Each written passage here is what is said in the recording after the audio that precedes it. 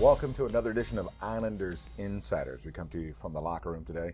I'm Stephen King, and we're going to talk some Islander basketball once again today with head coaches Wilson and Chadwick.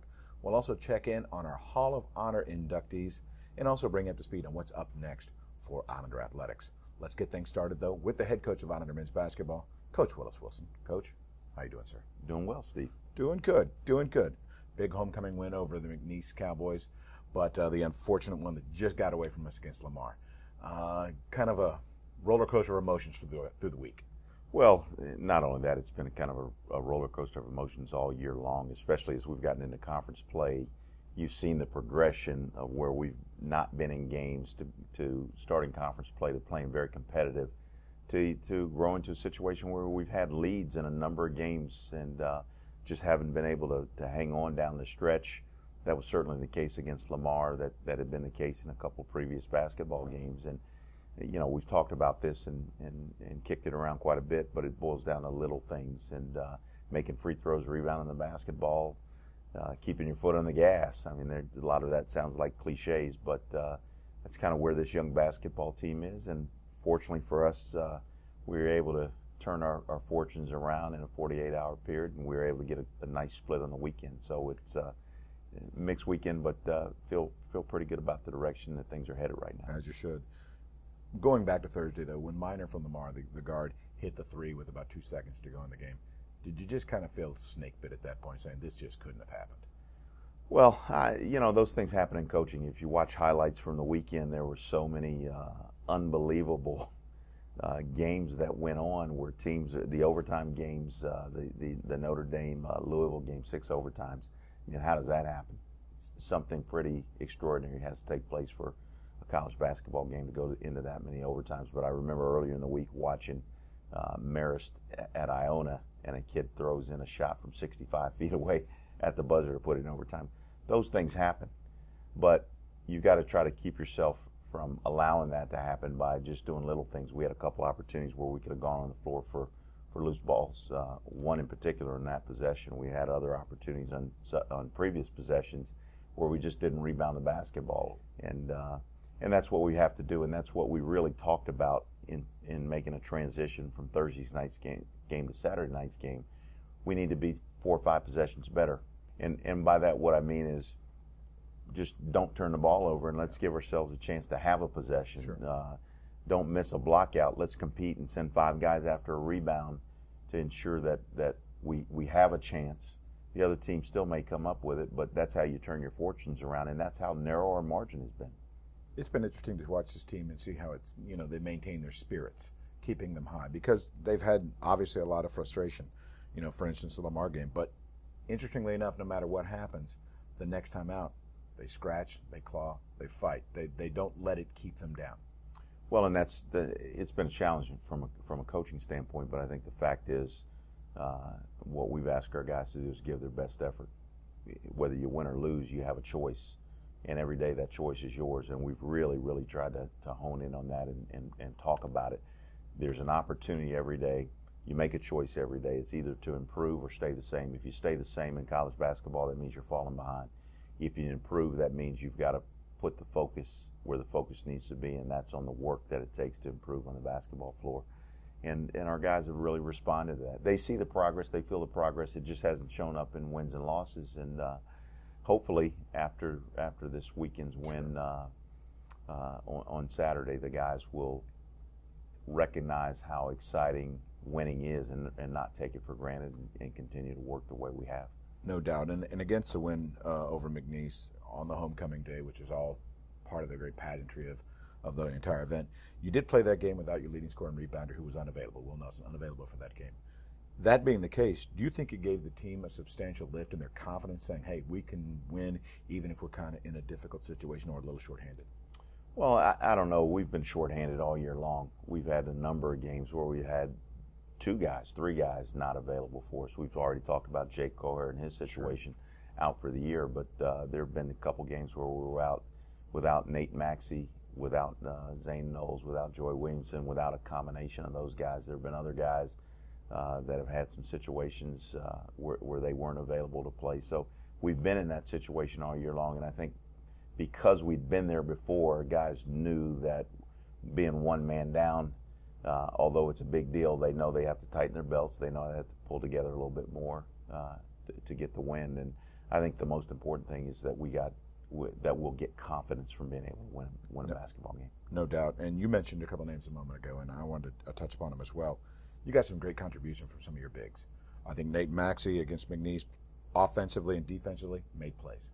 Zane Knowles really coming into his own, playing like a big man in the lane right now, really establishing himself.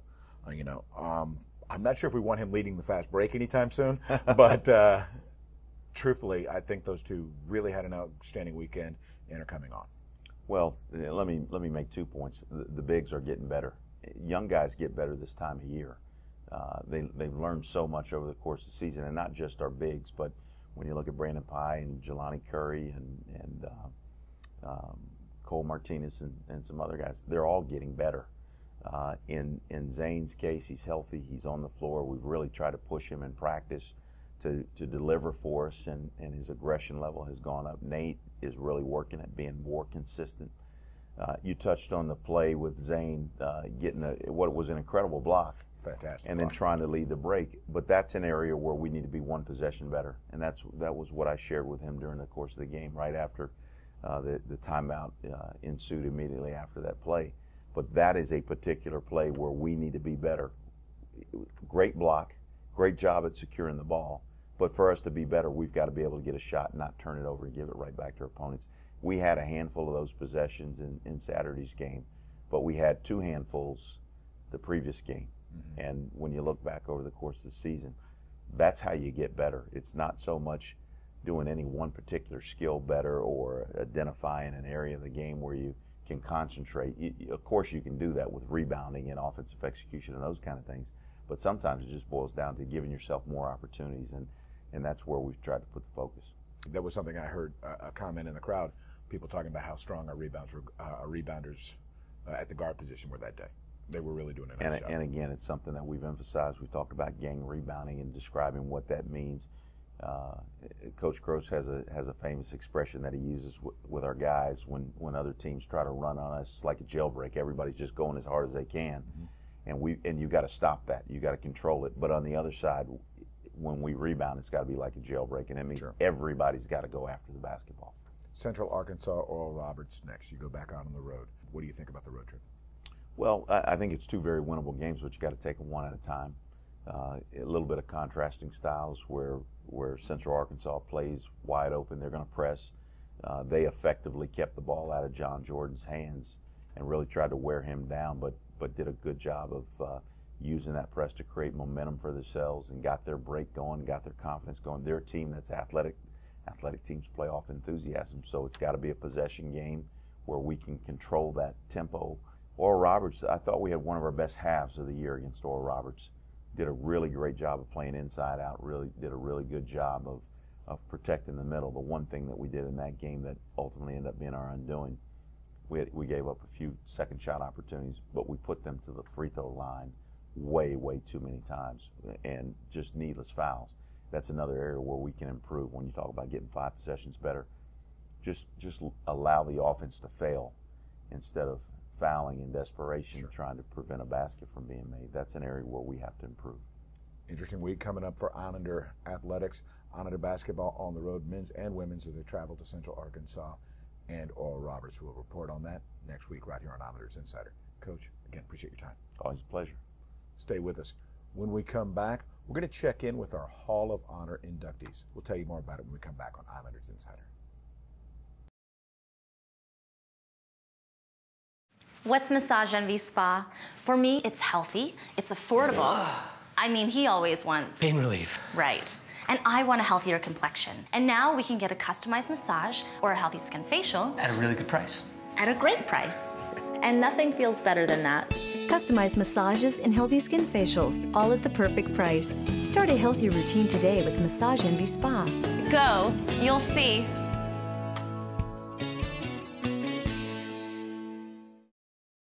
Welcome back to Islanders Insider. Let's take a look at something special that happened this past week at Texas A&M Corpus Christi, our Hall of Honor inductee dinner. Teddy Medina has the story. On Friday, February 8th, Texas A&M Corpus Christi inducted the 24th and 25th members into its Hall of Honor as Islanders women's basketball player Tara Andrews and track and field athlete Shadrach Songok earned the greatest honor a school can bestow upon its student athletes. To have someone like Shadrach Songok and Tara Andrews inducted is just something very special to see them here back again tonight, seeing the campus and how much it's grown. It's a great honor, and I don't want to say I expected this point, but when I was told, I was moved. I'm very thankful for this, and it means a lot. Not just for me, but my teammates, my coaches, and everybody was part of my life as an athlete here. I think this for all of them. I mean, it is a very surreal feeling to be in the Hall of Honor right now. Growing up, you never think, I want to be a Hall of Famer. You just think, I want to play the best, I want to be the best, I want to win. So now, at the end of the career, and everything is kind of just hindsight and memories and, all the hoop dreams you had. Andrews, the all-time scoring leader in Islanders history, was introduced by Mercedes Cooper, who was far from surprised to hear that her friend had earned the honor. I think that her accomplishments are stellar. My 4 years with her here have been awesome. Just to be in the presence of somebody such as her, she's so effortless with the accomplishments that she made while she was here in college. Like I was saying when I spoke up there, she never really knew any of the stuff, any of the accomplishments she was achieving anyway at the moment. She was just doing what she did best, which was playing hard all the time. Head coach Sean Flanagan introduced Songok, a 3-time national champion, and Flanagan couldn't have been prouder of his greatest athlete. This is an honor that's well deserved, and Shaddy, as I said, put the program on the map, so to speak, with 3 national titles, and for him to get in the Hall of Fame, it doesn't get any better than this for a college athlete, and we are so proud of him and so pleased. For Andrews and Cooper, who hadn't been back to the university in quite some time, seeing the progress at the Island University was staggering. It is so awesome. I was telling the president of the university that, coming in, I felt so, I don't even know the feeling. It was just happy to see my school, my campus, just grow like it has. And just coming to the university, I mean, it's quite different now than when I was here. I mean, with $250 million in construction, since Dr. Killebrew has been the president of the university. I mean, it's amazing, and I couldn't even really give directions for folks coming in. But the most emotional part of the night was illustrated in the bond between Flanagan and Songok, who became more like a family member to Flanagan after coming to America from his native Kenya. Real connection between Shadrach and my wife and I, and it's super special because Shaddy's a special guy, and not just as an athlete, but as a person. Coach Flanagan has been more than a coach for me. It's been like a mentor. It's been a mentor since I came here, and we have a very unique relationship. And a lot of people, maybe they might not have close relationship with their coaches, but Coach Flanagan is a great person. Regardless, the night was full of memories, and even more so, full of Islanders' pride. And I mean, it's just like amazing wearing those blue and green colors, and I think every moment is like a great moment for me. For Islanders Insider, I'm Teddy Medina. We'll be right back. Welcome back to Islanders Insider. As we come to you from the locker room, we're going to continue our conversation today with some Islanders women's basketball. The head coach, Royce Chadwick, joins us. Coach. Stephen, how are you? Doing good. Doing good. Congratulations on the weekend. The big homecoming win over McNeese. Not the perfect week, as I mentioned with Coach Wilson earlier, not a perfect week. Still had the loss to Lamar, but picked up a win on Saturday. And could we do it in more dramatic fashion? Well, it was a great game for the fans. We had a great crowd. We talked to our players early about the opportunity to play in front of some fans that probably haven't seen us all year long. It was the first chance for a first impression with a lot of people. We had a lot of returning basketball girls, alums that came back. We had some of them come into the locker room and talk to our girls, and I thought it made a difference in the way we approached the game. So we had a lot of positive things going on to the court, and we were specifically really ready to play. Coach, what was the difference in your team from Thursday to Saturday? I think that we went into Saturday with a chip on our shoulder. The McNeese game in Lake Charles was a game that we left there with a very bad taste in our mouth. They beat us handily. We didn't really close that week out the way we wanted to, and we talked about that after the game. They get to come to our place. We have an opportunity to right the ship, and I think that we went in there with a thought that we had something to prove, and we played like it. Our coaches had the perfect scouting report, I think, for McNeese. And I think McNeese, they did the things that we expected them to do. They fell right into our hands, and our girls played the way we needed to play to win the basketball game. Well, I looked at the box score. Points in the paint, second chance points, points off turnovers, fast break points, bench points, all are on the box score, and in every category your team was ahead. Tell us about the significance of those type of hustle stats. Well, I think, you got to win one category before you can win the next one, before you can win the next one, and then you can win the game. If you don't out-rebound people, it's really hard to win a basketball game. If you don't outshoot them from the floor, it's hard to win a basketball game.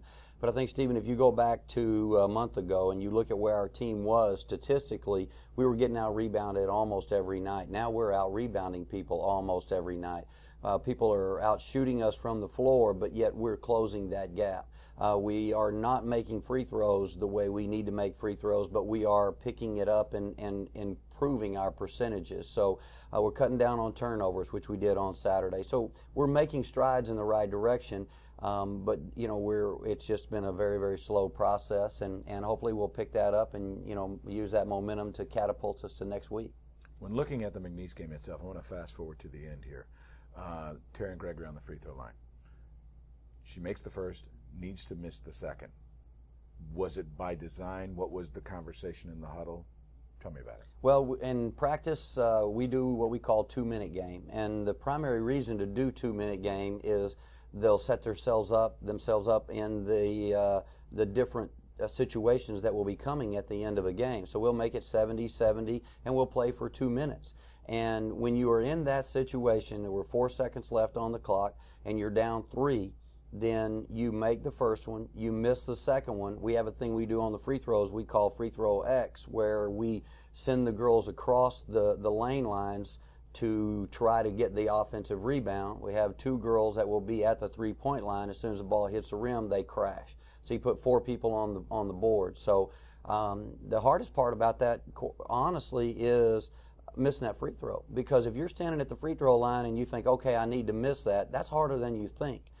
So what we, advised her to do was look at the rim, do your routine, look at the rim, right before you release it, close your eyes, and it'll throw it off just a little bit. And it threw it off just a little bit. Jessica Jammer got a hand on the ball. Marquisha came up with it, scored the basket. We had 4 points in the last 8 seconds. Marquisha Anderson-Sparks gets the finish, gets the foul. Then you're tied. She has to make the final free throw to go ahead. Seemed to be pretty calm, great demeanor about it. Any particular words of encouragement or anything you gave her before she hit the line, or just said, hey, go do your thing? Well, as coaches, we get too much credit when we win, and we get too much blame when we lose. That's a player stepping up and making a play. Yes, in my feeble mind, I'm trying to think of something to tell her to make her relax. So what I told her was, think of all the free throws you made in San Antonio when you were growing up, how many times you stood at the line with an opportunity to win the WNBA championship. And, I just said, think about the free throws you shot in San Antonio. She's a great free throw shooter, very cool customer at the free throw line. I didn't really have any doubt that she'd make the free throw. Well, she did. It was incredibly dramatic.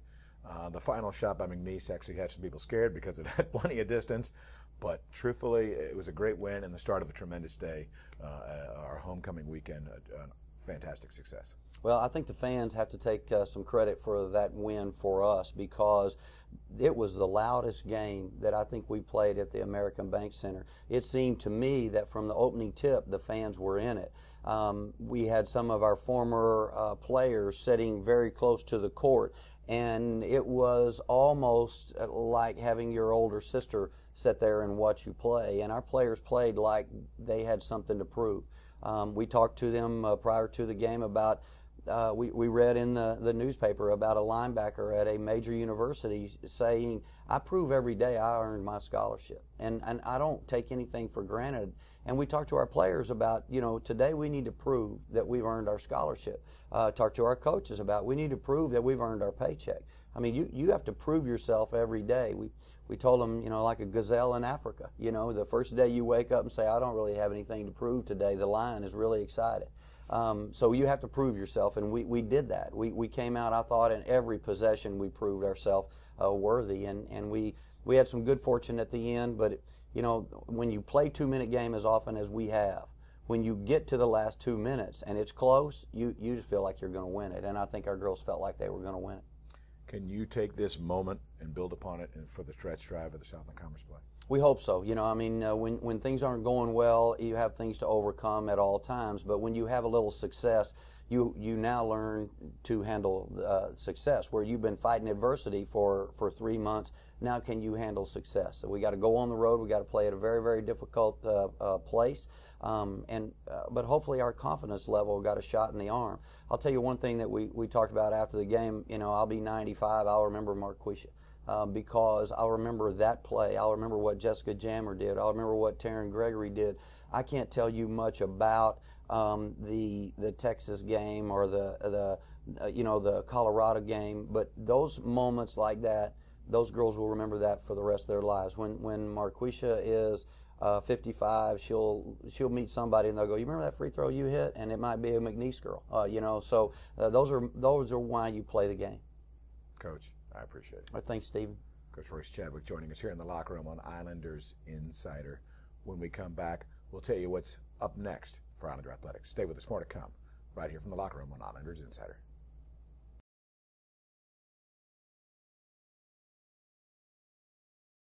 What's Massage Envy Spa? For me, it's healthy, it's affordable. I mean, he always wants pain relief. Right. And I want a healthier complexion. And now we can get a customized massage or a healthy skin facial. At a really good price. At a great price. And nothing feels better than that. Customized massages and healthy skin facials, all at the perfect price. Start a healthier routine today with Massage Envy Spa. Go, you'll see.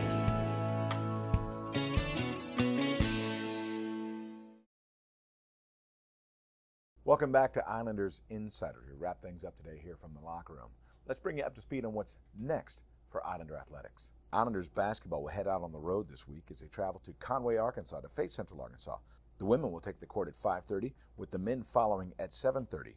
Then they'll travel on Saturday to Tulsa, Oklahoma to take on Oral Roberts. Start times, the women at 5, men at 7:30. Islanders men's tennis will take to the court on Thursday, February 14th as they take on Nevada.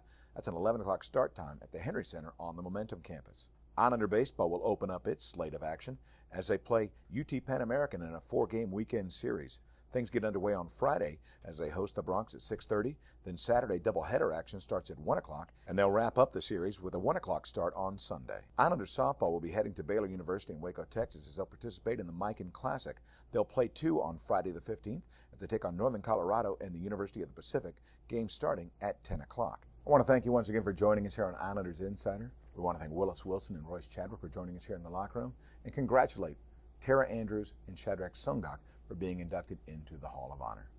I'm Stephen King from the locker room. You've been watching Islanders Insider.